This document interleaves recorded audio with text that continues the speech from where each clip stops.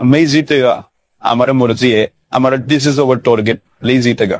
हमारा টার্গেট है हम नहीं जीतेगा हमारा টার্গেট है দুটো ম্যাচ জিতে হয়ে গেল। এইভাবে কাটি করিস না। হ্যাঁ, আরসিবির মাঠে টোটাল 88টা খেলা হয়েছে, আরসিবি খেলেছে 44টা, আরসিবি জিতেছে 44টা হয়েছে নিজের মাঠে।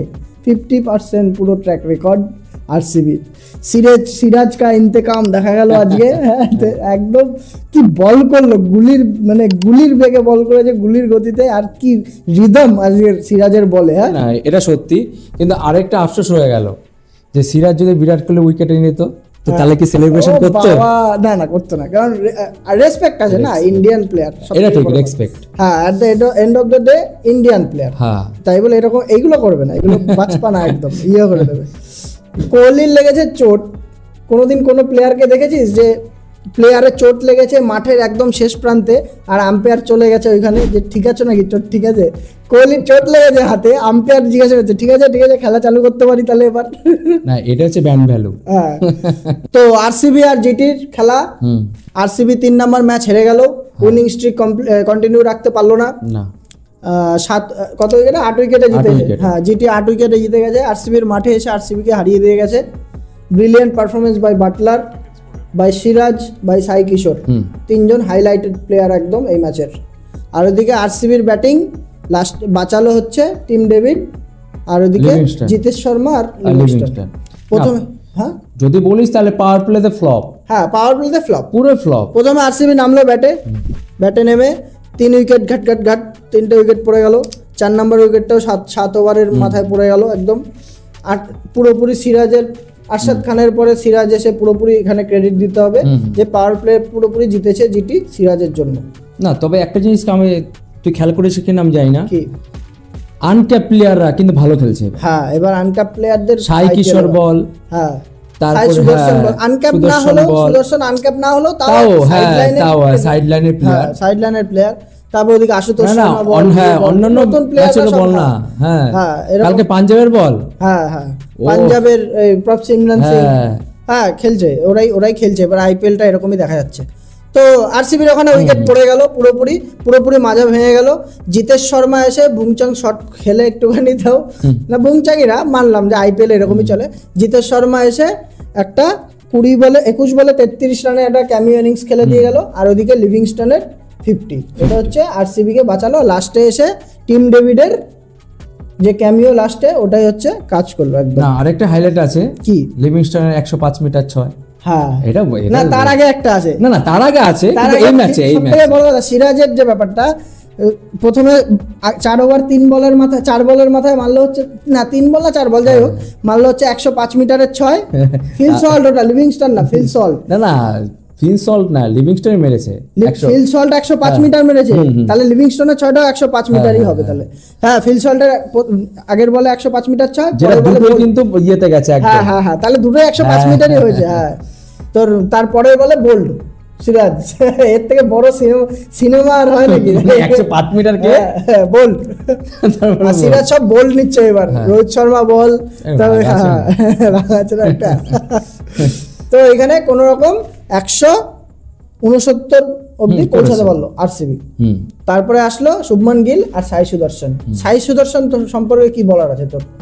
মানে কি বলবার, প্রথম ম্যাচে 74, পরের ম্যাচে 63, তারপরের ম্যাচে 49। না, ভিডিওর আগে কিন্তু আমরা একটা কথা বলেছিলাম যে সাই সুদর্শন কিন্তু একদম ইন্ডিয়ার একদম প্রপারলি একটা 3 ফরম্যাট প্লেয়ার ফিউচারের জন্য একদম পুরো দরজা নক করছে, দরজা নক করছে একদম।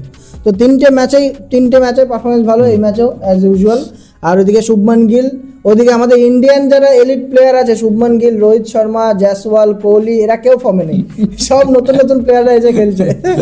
আর ওদিকে বাটলার ভালো খেলে দিল, বাটলার ভালো প্লেয়ার, জানা কথা বাটলার নো ডাউট ভালো প্লেয়ার। আর ওদিকে বিশেষ করে আইপিএল, ওদিকে রাদারফোর্ড এসে দুদিন আগের দিনও খেলেছিল, জেতাতে পারেনি ম্যাচ, কিন্তু ভালো প্লেয়ার, রাদারফোর্ডকে ভালো পিক করেছে। আগের বছর যেটা কলকাতায় ইউজই করতে পারেনি।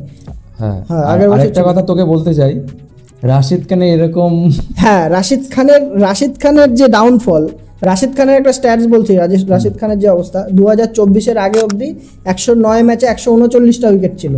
2024-এ মাত্র 11টা উইকেট পেয়েছে 14 ম্যাচে। আর এইবার এসে 2025 এসে 3টে ম্যাচ খেলে একটা উইকেট পেয়েছে।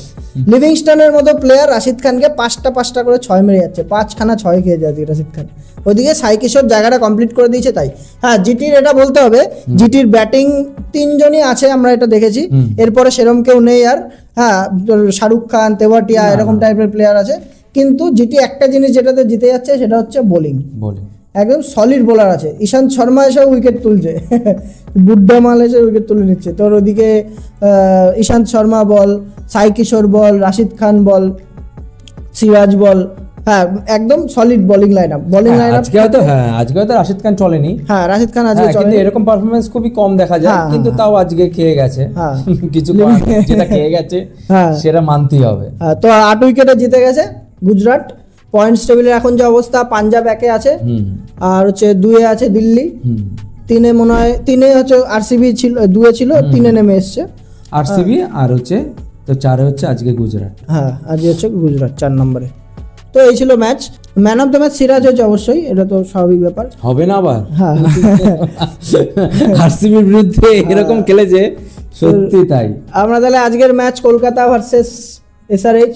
আমার তো কলকাতা নিয়ে কথা বলতে ইচ্ছা করছে না, সিরিয়াস বলছি, এত বাজে, এত পোর পারফরম্যান্স এগেইনস্ট টিম। দেখ কি অবস্থা। তাও ইডেনের মাঠে আশা করছি যে বড় ম্যাচ হতে চলেছে, মানে ভালো রান হতে চলেছে। ইডেনের মাঠ ছোট মাঠ, ব্যাটিং পিচ। হ্যাঁ, ওখানে তোর মোটামুটি ফার্স্ট ইনিংসে স্কোর ধরে রাখ 220 তো এরকম ধরেই রাখছি আমি, আরো বেশি হয়ে যায়। কালকে হয়তো একটা সারপ্রাইজ করে দিল সবাইকে। শোন, আমি একটা কথা বলি, কলকাতা জিততে গেলে ভাই রাসেলকে, হ্যাঁ রাসেল, তার থেকে বড় কথা সুনীল নারিন যত বছর ওপেনিং এসে ভালো, 2014 বল 2024 বল যতবার এসে ভালো খেলেছে, ওপেনিং এ ভালো খেলেছে, কলকাতা জিতেছে। হ্যাঁ, ও তো ওপেনিং আছে, কিন্তু ডেট ওভারে রাসেল রিঙ্কুকে খেলতে লাগবে, যে খেলতে পারছে না, মানে রিঙ্কু সিংহ পুরোপুরি চলে গেছে, কিছু করার নেই। তো কলকাতার ব্যাটসম্যান যদি বলিস, কলকাতার ব্যাটসম্যান আমরা ধরে নিচ্ছি রাহানে, আর ওদিকে সুনীল নারিন, আর হচ্ছে না, আমি আরেকজনকে ধরবো কালকের ম্যাচের জন্য, রাসেলকে। আমার মনে হচ্ছে রাসেল ঠিক আছে পারফরমেন্স করবে কালকে, কেন রাসেলের জায়গাটা কিন্তু সেই জায়গাটাই আছে। হ্যাঁ, কিন্তু সেটা হচ্ছে আর ওদিকে বোলারদের মধ্যে সুনীল নারিনকেই ধরছি, আর ওদিকে বরুণ চক্রবর্তী, এই প্লেয়ার এরাই আছে। আর যে এসআরএইচ এ প্রথম 5টা ব্যাটসম্যানের মধ্যে ঈশান কিষান আমার মনে হচ্ছে কালকে খেলবে, আর ওদিকে ক্লাসেন, আর হচ্ছে Travis head. Abhishek Sharma flop যাচ্ছে। হ্যাঁ, এরাই তো আছে। এরা যদি না খেলে তাহলে কোনো টিমে, দুটো টিমের মধ্যে কোনো টিমই যেতে পারবে না ভাই, কোনো টিমই না। অবশ্যই। আর এসআরএইচ এর বোলিং এর মধ্যে স্বামীকে আমি ধরছি না, আমি ধরছি না স্বামীকে। স্বামীর পুরোপুরি ফর্ম নেই একদমই, স্বামী ধরছি না, কিন্তু আমি যেটা ধরছি সেটা হচ্ছে তোর হর্ষল প্যাটেল। হ্যাঁ, অবশ্যই হর্ষদ প্যাটেল আর প্যাট কামিন্সকে কালকে ধরবো। আমার মনে হচ্ছে কলকাতার বিরুদ্ধে। হ্যাঁ, কলকাতা মাঠ চেনেও না, খেলেছে কলকাতা। আর যদি বলি স্পিনারে, তাহলে হচ্ছে জাম্পা। হ্যাঁ, জাম্পাকে তো আগের দিন খেলায়নি, মুলডারকে নামিয়েছিল। দেখা যাক কালকে কি হয়, খেলাবে। যেহেতু লেগ স্পিনার তো কলকাতার মাঠে, ছোট মাঠে লেগ স্পিনাররাই উইকেট তোলে, ফিঙ্গার স্পিনাররাই মার খায়। আর জিতছে কে তাহলে? মন কি বলছে? সত্যি কথা বলতে কলকাতার মাঠে আমার মনে বলছে কলকাতা, কিন্তু এসআরএইচ খেল দেখাতে পারে, এটা বলছিস তো, খেলতে পারে, খেল দেখাতে পারে, রানের তাণ্ডব দেখাতে পারে, কিন্তু মানে ওভারঅল হচ্ছে আমার মনে হচ্ছে কেকেআরই কামব্যাক করবে কালকে, মানে কেকেআরই জিতবে। কে। তো হ্যাঁ, তো এই ছিল আমাদের রিভিউ। তো কালকের ম্যাচের পর আবার অবশ্যই আমরা সেটার রিভিউ নিয়ে আসবো। আর তো এই ভিডিওটি ভালো লাগে থাকলে অবশ্যই লাইক করবেন, বন্ধুদের সাথে শেয়ার করুন। আর আমরা চেষ্টা করছি আপনাদের কাছে নতুন কিছু পৌঁছানোর। বাংলা এরকম চ্যানেল সহজে দেখা যায় না, তো আমরা ট্রাই করছি। আপনারা যদি ভালোবাসা দেন অবশ্যই আমাদের চ্যানেল আরো আগে যাবে, এবং মানুষের দেখা অভ্যাস করতে হবে মানুষের। আর এটাও বলছি, কামিং সুন কিছু আমরা ভ্যারাইটিস নিয়ে আসবো। ঠিক আছে, ভিডিও শেষ করি আজকে। হ্যাঁ, অবশ্যই এই বলে ভিডিও শেষ করছি। Good night.